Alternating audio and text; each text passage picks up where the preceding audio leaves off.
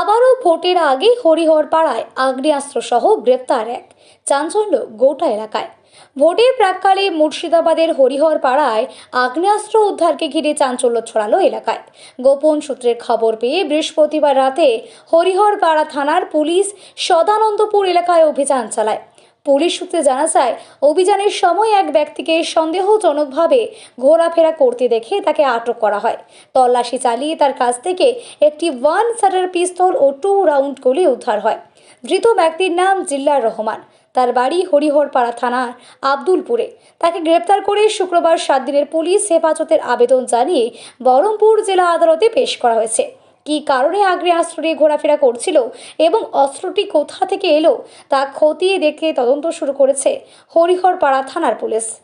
अरे ड्राइवर खोजे भाई कॉफी दिखे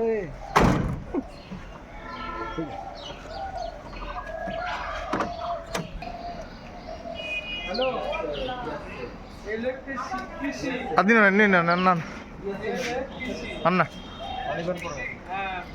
लैंड मैनेजमेंट सर्विसेज